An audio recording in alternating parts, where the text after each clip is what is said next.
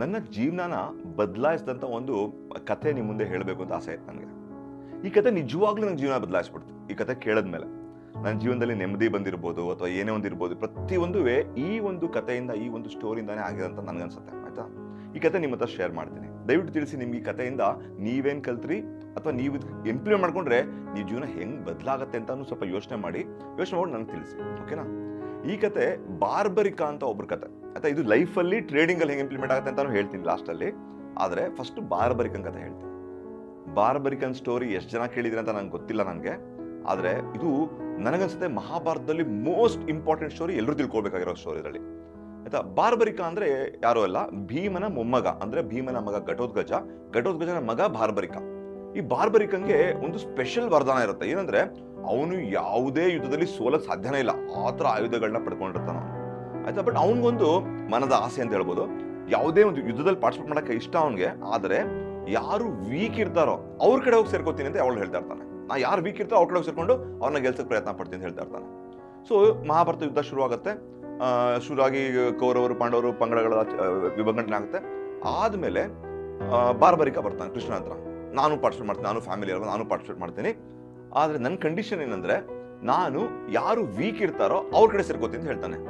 ಕೃಷ್ಣ ಪರಮಾತ್ಮ ಯೋಚನೆ ಮಾಡ್ತಾನೆ, ಅಲ್ಲ ಇವನು ಅಕಸ್ಮಾತ್ ಕೌರವ್ರ ಹತ್ರ ಸೇರ್ಕೊಂಡ್ಬಿಟ್ರೆ ಪಾಂಡವ್ರನ್ನ ಬಡ್ದಾಕ್ಬಿಡ್ತಾನೆ, ಯಾಕಂದ್ರೆ ಅಷ್ಟು ಪವರ್ಫುಲ್ ಇವನು. ಪಾಂಡವ್ರು ವೀಕ್ ಆಗ್ತಾ ಆಗ್ತಾ ಆಗ್ತಾ ಆಗ್ತಾ ಇವ್ನು ಪಾಂಡವ್ರ ಕಡೆ ಬಂದ್ಬಿಡ್ತಾನೆ. ಮತ್ತೆ ಪಾಂಡವ್ರ ಕಡೆ ಬಂದು ಮತ್ತೆ ಹೊಡೆದಾಗ್ತಾ ಕೌರವ್ರ ಹೊರಡ್ತಾನೆ.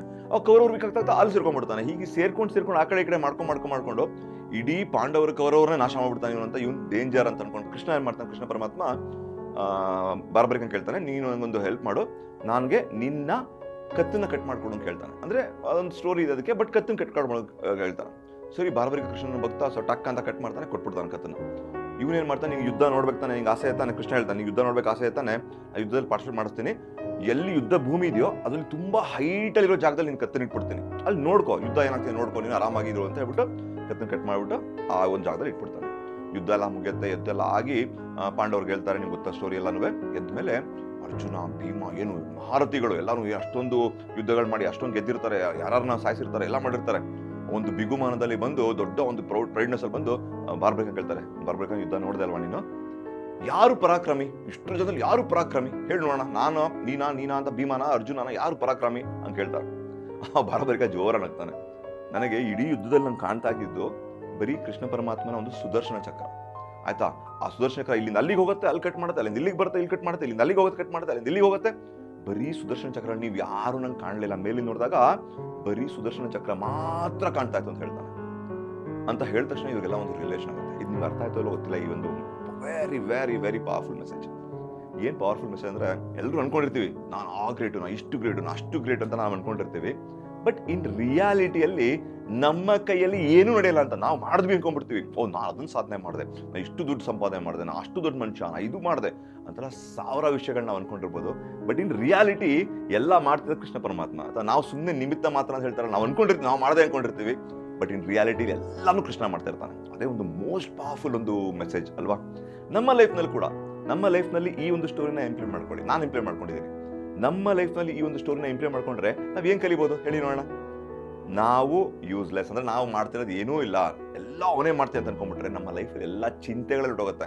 ಅಯ್ಯೋ, ನಾ ಮುಂದೆ ಫ್ಯೂಚರಲ್ಲಿ ನಾನು ಸಾಧಿಸ್ತೀನಿ ಇಲ್ವೋ, ನನ್ನ ಜೀವನ ಚೆನ್ನಾಗಿರುತ್ತೋ ಇಲ್ವೋ, ನಾನು ಆ ಥರ ಇರುತ್ತೋ ಇಲ್ವೋ, ನಾನು ಫೇಲ್ ಆಗ್ಬಿಟ್ರೆ ಏನು ಮಾಡೋದು, ಅದನ್ನು ಸಾಧನೆ ಮಾಡಬೇಕು ಅಂತಿರೋದು.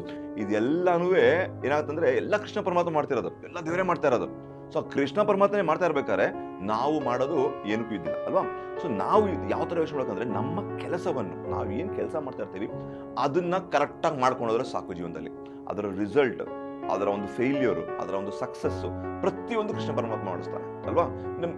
ನೋಡಿ, ಈಗ ಅವನು ಹಾರ್ಡ್ ವರ್ಕ್ ಮಾಡಿರ್ತೀರಾ, ನೀವು ತುಂಬಾ ಹಾರ್ಡ್ ವರ್ಕ್ ಮಾಡಿರ್ತೀರಾ, ನೀವು ಫೇಲ್ ಆಗೋಗ್ತೀರಾ ಅನ್ಕೊಳ್ಳೋಣ ಆಯ್ತಾ. ಫೇಲ್ ಆದಾಗ ನಿಮ್ಗೆ ದುಃಖ ಆಗುತ್ತೆ, ಅಯ್ಯೋ ನಾ ಅಷ್ಟು ಹಾರ್ಡ್ ವರ್ಕ್ ಮಾಡಿದೆ, ದುಃಖ ಆಗುತ್ತೆ ಅಂತ.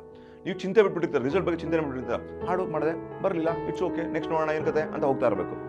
ಆಯ್ತು, ಇಲ್ಲ ಸಕ್ಸಸ್ ಬಂದ್ಬಿಡ್ತು, ಸಿಕ್ಕಾಪಟ್ಟೆ ಸಕ್ಸಸ್ಫುಲ್ ಬಂದ್ಬಿಡ್ತು, ಅಥವಾ ನೀವೇನೋ ಕೆಲಸ ಮಾಡಿದ್ದಕ್ಕೆ ಅನ್ಕೊಳ್ಳೋಣ. ಅವಾಗ ನೋಡೋ ನಾನು ಮಾಡಿದಕ್ಕೋಸ್ಕರ ಬಂತು ಅಂತ ಅಕಸ್ಮಾತ್ ಫೇಲ್ ಆಗ್ಬಿಟ್ರೆ ಮತ್ತೆ ನಮಗೆ ಡಿಪ್ರೆಷನ್ ಹೋಗ್ತೀವಿ. ಇದು ಆಗಿದೆ ನಮ್ಮ ಇದರಲ್ಲಿ. ಸೋನು ನಿಗಮ್ ಇರ್ಬೋದು, ಬ್ರಿಟ್ನಿ ಸ್ಪಿಯರ್ಸ್ ಇರ್ಬೋದು, ದೊಡ್ಡ Sonu Nigam number 1 singer in India, Britney Spears number 1 singer in the world. ಅವ್ರುಗಳೇ ಡಿಪ್ರೆಷನ್ ಹೋಗಿದ್ರು ಅಂತ. ಅಷ್ಟು ಸಾಧನೆ ಮಾಡಿಯೂ ಕೂಡ ಅವ್ರು ಡಿಪ್ರೆಷನ್ ಹೋಗಿದ್ರು. ಅದರ ಅರ್ಥ ಏನದು, ನಮ್ಮ ಮನುಷ್ಯನ ಒಂದು ಇದಕ್ಕೆ ಕೊನೆನೇ ಇಲ್ಲ ಅಲ್ವಾ. ಸೊ ಹಾಗಾಗಿ ನಮ್ಮ ಒಂದು ಸಕ್ಸಸ್ ಮತ್ತೆ ನಮ್ಮ ಒಂದು ಫೇಲ್ಯೂರ್ನ ಕೃಷ್ಣ ಪರಮಾತ್ಮಗೆ ಬಿಟ್ಬಿಡ್ಬೇಕು, ಅಂತ ದೇವ್ರಿಗೆ ಬಿಟ್ಬಿಡ್ಬೇಕು. ಕೃಷ್ಣ ಅಂದ್ರೆ ನಿಮ್ಮ ಇಷ್ಟವಾದ ದೇವರು ಯಾರು ಇರ್ಬೋದು, ಅವರಿಗೆ ಸರೆಂಡರ್ ಆಗಿ, ಕೃಷ್ಣನಿಗೆ ಸರೆಂಡರ್ ಆಗಿಬಿಟ್ಟು ನನ್ನಲ್ಲಿ ಏನೂ ಇಲ್ಲ ಎಲ್ಲ ನೀನೇ ಮಾಡಿಸೋತ ಬಿಟ್ಬಿಟ್ಟು ನನ್ನ ಕೆಲಸದ ಕಾನ್ಸೆಪ್ಟ್ ಮಾತ್ರ ಮಾಡಿದ್ರೆ ಲೈಫಲ್ಲಿ ಯಾವುದೇ ಥರದ ದುಃಖ, ಉದ್ವೇಗ, ಆತಂಕ ಏನೂ ಇರಲ್ಲ ಅಲ್ವಾ. ಆರಾಮಾಗಿರಿ, ನಿಮ್ಮ ಕೆಲಸಗಳನ್ನ ಮಾಡ್ಕೊಂಡು ನಿಮ್ಮ ಕೆಲಸನ ಪರ್ಫೆಕ್ಟಾಗಿ ಮಾಡಬೇಕು. ನಾನು ಯಾವತ್ತೂ ಹೇಳ್ತಾ ಇರ್ತೀನಿ, ಈ ಒಂದು ಕೆಲಸನ ಈಗ ಬೆಟ್ಟ ಹತ್ತಬೇಕು, ಬೆಟ್ಟದ ಮೇಲೆ ಚಾಮುಂಡಿ ಬೆಟ್ಟದ ಮೇಲೆ ದೇವಸ್ಥಾನ ಕಾಣಿಸ್ತಾ ಇರುತ್ತೆ.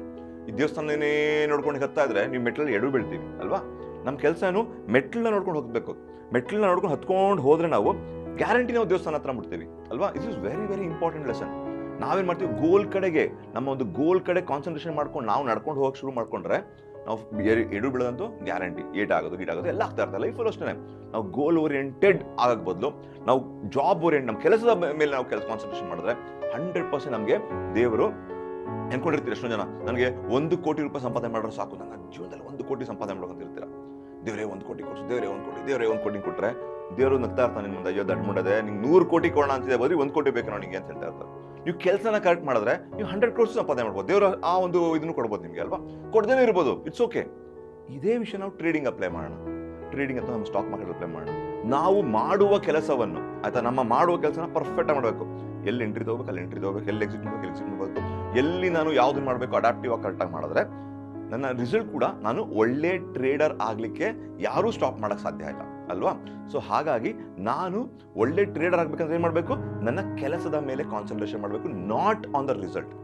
And the result is not in my hand. ಈ ಬಾರಬೇಕಂತ ಯಾಕೆ ಹೇಳಿದೆ ಅಂದರೆ, ರಿಸಲ್ಟ್ ನನ್ನ ಕೈಯಲ್ಲಿಲ್ಲ, ಕೆಲಸ ಮಾತ್ರ ನನ್ನ ಕೈಯಲ್ಲಿರೋದು. ಆ ಕೆಲಸವನ್ನು ಕರೆಕ್ಟಾಗಿ ಮಾಡಿ ರಿಸಲ್ಟ್ನ ದೇವ್ರಿಗೆ ಬಿಟ್ಟರೆ ಆ ದೇವರು ಮಿಕ್ಕಿದೆಲ್ಲ ನೋಡ್ಕೋತಾನೆ. ನಮಗೆ ರಿಸಲ್ಟ್ ಬಗ್ಗೆ ನಾವು ಆತಂಕ ಇಲ್ಲ ಅಂದಾಗ ನಮಗೆ ಆತಂಕನೂ, ನಮಗೆ ದುಃಖನೂ, ನಮಗೆ ಬೇಜಾರುಗಳು ಆಗೋದಿಲ್ಲ. ಸೊ ಎಲ್ಲಿ ಪ್ರಾಫಿಟ್ ತೊಗೋಬೇಕು ಅಲ್ಲಿ ತೊಗೊಳ್ಳೋಣ, ಎಲ್ಲಿ ಸ್ಟಾಪ್ ಲಾಸ್ ತೊಗೋಬೇಕು ಅಲ್ಲಿ ತೊಗೊಳ್ಳೋಣ, ಎಲ್ಲಿ ಟ್ರೇಡ್ ತೊಗೋಬೇಕು ತೊಗೊಂಡು ಪರ್ಫೆಕ್ಟ್ ಆಗಿದ್ರೆ ನಮ್ಮ ಟ್ರೇಡಿಂಗ್ ಚೆನ್ನಾಗಿರುತ್ತೆ. ನಮ್ಮ ಜೀವನದಲ್ಲೂ ಕೂಡ ನಾವು ಯಾವುದೇ ಥರದ ಒಂದು ಇದನ್ನ ಆಸೆಯನ್ನು ನಮ್ಮ ಕೆಲಸದ ಮೇಲೆ ಮಾತ್ರ ಕಾನ್ಸಂಟ್ರೇಟ್ ಮಾಡಿ ಬರುವ ಇದನ್ನು, this is what was expected for me, ನನ್ನ ಲೈಫಲ್ಲಿ ಇದನ್ನೇ ಒಂದು ಇತ್ತು ಅಂತ ಒಂದು ಆಕ್ಸೆಪ್ಟ್ ಮಾಡ್ಕೊಂಡ್ರೆ ನಮಗೆ ಲೈಫಲ್ಲೂ ಕೂಡ ಉದ್ವೇಗ ಇರಲ್ಲ. ಈ ಕತೆ ನಿಮ್ಗೆ ಇಷ್ಟ ಆಯ್ತು ಅಂತ ಅನ್ಕೋತೀನಿ. ಬಾರ್ಬ್ರೇಕರ್ ಸ್ಟೋರಿ ಥರನೇ ಇನ್ನೂ ಸ್ಟೋರಿಗಳು ನಿಮ್ಗೆ ಬೇಕು ಅಂದರೆ ಲೈಫ್ ಮತ್ತು ಟ್ರೇಡಿಂಗ್ ರಿಲೇಟೆಡ್ ದಯವಿಟ್ಟು ಕಮೆಂಟ್ ಮಾಡಿ ತಿಳಿಸಿ. ಈ ಥರ ಒಂದು ಸ್ಟೋರಿಗಳನ್ನ ನಿಮಗೆ ತಂದು ಕೊಡ್ತಾ ಇರ್ತೀನಿ. ನಿಮ್ಮ ಲೈಫ್ ಇದರಿಂದ ಖಂಡಿತವಾಗ್ಲೂ ಉದ್ಧಾರ ಆಗುತ್ತೆ, ಖುಷಿಯಾಗಿರುತ್ತೆ ಅಂತ ಅನ್ಕೋತೀನಿ. Have a great day. Good bye.